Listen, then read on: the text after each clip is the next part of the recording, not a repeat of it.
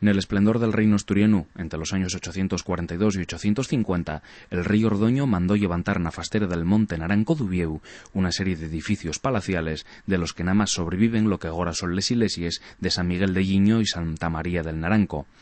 Nel caso de San Miguel, lo que tenemos agora nun ye más que la tercer parte d'un templo de dimensiones mucho mayores que esfarrapló aproximadamente pel siglo XIV por causa del mal asiento que tenía, siendo lo que se conserva en guaño la entrada y el principio de esos tres naves, cubiertes por un complicado sistema de bóvedes de cañón y separados con arcos que se tienen en columnas, cosa rara en forma en el arte de la monarquía asturiana, que siempre se mandó más por pilar.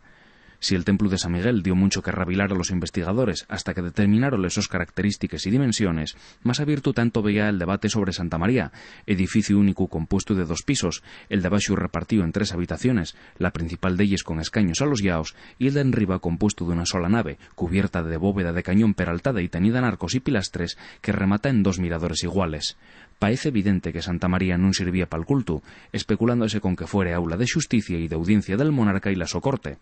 Ambos edificios presenten también decoraciones poco comunes en el arte asturiano, con diseños de posible influencia bizantina.